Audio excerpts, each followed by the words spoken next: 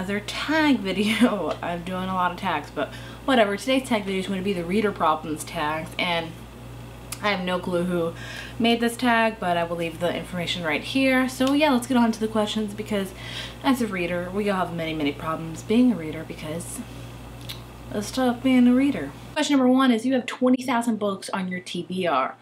Holy crap. How in the world do you decide what to read next? That's a very hard question. If you have 20,000 books, you have quite a selection to choose from. Honestly, if I had 20,000 books, I would probably just go to my shelf and randomly pick one. It depends on what I'm in the mood for. If I had 20,000 books, I'd probably shelf them like in categories. Like I put the romance with a romance, I put dystopian together, I put sci-fi together. That way if I'm in a particular mood, I can just go up to said sci-fi shelf and just pick a random sci-fi book off, and you know, there you go. So that's how I would do it, honestly. I don't know if that's the right thing to do or not, but that's what I would do. Number 2 is, you're halfway through a book and you're not loving. Do you commit to it or do you quit it? This is a tough question. It depends. Usually my rule of thumb is I give a book 100 pages. If I'm not invested by 100 pages, I usually quit it. And I have quit quite a few books. If you guys want a separate video on the books I have attempted to read but then stopped, please let me know. But I will say there are some exceptions. There are some books I really pushed through that past those first 100 pages and I didn't love it and ended up loving the book, such as The Raven Boys by Maggie Stiefvater. I love that one. Then there are other exceptions that I pushed the book and I finished it even though I really felt afterwards that I'm like, why did I push myself? Such as Beautiful Creatures by Cameron Garcia and Margaret Stohl. A lot of people love that book. I liked it. I really wish if I hadn't read it, I would have been okay. But I just read it for the movie, if I'm being frank with you. So usually I'd say 8 times out of 10, I give it 100 pages and then I quit it. But there are some exceptions. End of the year's coming and you are so far away on your Goodreads reading challenge. Do you try to catch up, and how? This is a funny question. The beginning of this year, in 2014, I think I set a goal to read 80 books, because last year I think I read in the 70s range, so I was like 80 for sure I can do. I discovered I was pregnant in February, and that just went all downhill from there. I still read a lot, and then I changed my Goodreads challenge to 50, and I believe I'm like 5 books away from that, and I do plan to finish it. I plan to do it. I'd say don't stress about it. I think people really look at their Goodreads challenge and say, oh my gosh, I haven't read my 90 books. 90 books, that's amazing. Most people don't even read 2 books a year. For real. Like, look at this stats in America and stuff like that, and look how many people have read a book this year. Not a lot. So if you've read 1, you're doing a lot better than a ton of other people out there. I will say, if I notice, if I wasn't only 5 books away from being completed my Goodreads challenge, I wouldn't really try to stress catching up. If I was 10 away, I'd be like, that jink's not happening, because it's November and I have literally a month and a half to finish it. So ain't no way, no how. So it's kind of a toss-up. Number 4, the covers of a series you love do not match. How do you cope? You can't really cope, because this is like, it sucks. One of my favorite trilogies of all time is the Across the Universe trilogy. Let's take a look at the cover. You guys have been with my channel for a while, you know this already. The cover is so beautiful. This is a sci-fi book. It's about kind of like a love. It's got a little love in it, not fully, but it's so cosmic-y. The colors are beautiful. It's purple and it's just all the starburst, and I love it so. And I was like, I'm obsessed with this cover. Then the second book came out and the cover is just, well, it's not. It still goes with the theme. It's very cosmic-y, very spacey, and I'm like, oh my gosh, I love it, and I love the series. And then the last book came out, and I was so excited to see what the cover was going to be, because I'm like, oh, how are they going to finish it? And then this came out. What? Like, how do you go from beautiful starburst to Tarzan jungle? Granted, I will say, it fits the book, but why release 2 books in a trilogy with this cover and then release the last book in a trilogy, a completely different cover? It makes no sense. Like, wouldn't you hate that? It's not cohesive. So the answer to this is, how do you cope? You don't cope. You're just going to be mad about it forever, and you're going to have to live with it. You're going to have to live with these books being on your shelves and not matching, and you're going to hate it because it sucks.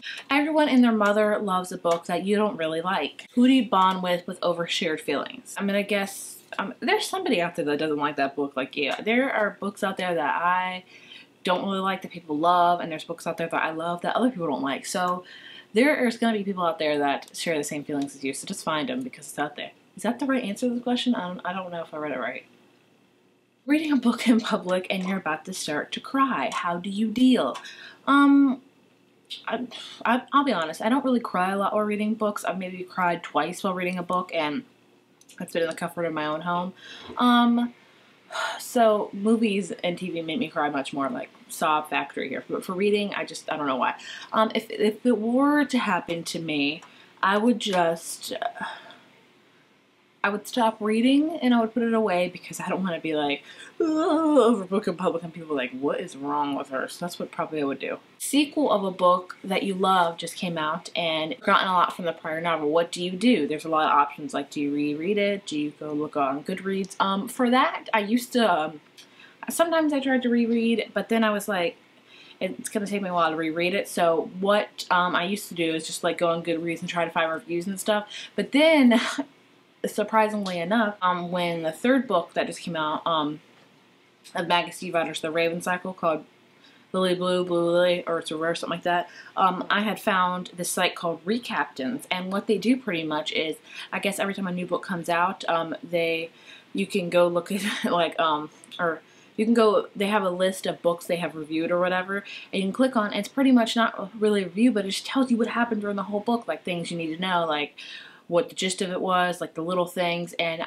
thank God for that site for me, because I have a horrible memory as it is. I read a lot of books, so sometimes people ask me really nitty-gritty details. I'm like, oh boy, because I read that 2 years ago. I have no clue. Like Mockingjay, I have no clue. I need to reread it because I have no clue. But that site saved my life while reading the new book in the Raven Cycle. So I highly recommend going to that site before you finish a sequel, or before you start a sequel, because it will catch you up on everything you need to know about the series. Like, I felt fully knowledgeable when I went into that third book. I was like, I'm ready, I know what I need to know, and I'm happy. So that is what I do. So recaptain.com, go to it. Do not want anyone to borrow your books. Not anyone. How do you politely tell them no when they ask? I'm usually pretty lenient with books. Really shouldn't be, because there's like 3 books I've lent out in the past year that I probably won't get back, and they're some of my favorite ones. So it depends. I think I would be like, I'm about to read that next. How about I lend it to you after I finish it, and then take 50 years to finish it. Reading ADD. You've picked up 5 books and put them down over the past month. How do you get over your reading slump? I have a video all about that. You can go watch it here if you want to. Sometimes you just have to be in a reading slump. I'm in a reading slump right now because I have a lot going on in my life right now, and I just haven't had the time to read. So I would say, you know, just randomly pick up a book. Don't pick up one you've been eagerly anticipating. Maybe reread a book, one that's your favorite, that you know you love because you've read it before. So rereading is definitely a good option. So many new books that are coming out that you're dying to read. How many do you actually buy? It depends. If it's a series of a book I already like, if it's a book of a series I already love, I will buy it because I already know I love the series. But for new books, sometimes I wait around a while to see what other people think of it, and then I will buy it, because after you bought the new books that you can't wait to get your hands on, sit on your shelf before you get to them. I used to be really bad about this. I used to buy 6 books at a time, and they would sit on my shelf for about a year. Now I try to buy like one that I know I'm going to read right away, because I have a lot of books. And maybe to some people it's not a lot of books, but to me, when I look at it, I'm like, there's a lot of books on my shelf that I have not read. So what I try to do is I try to read books that I know. I try to buy books that I know I'm going to read ASAP. So that's what I usually try to do. Anyway, that was the reading problems tags. I hope you guys enjoyed it. If you want to do this video, feel free to do it. And yeah, I will talk to you guys later. Bye.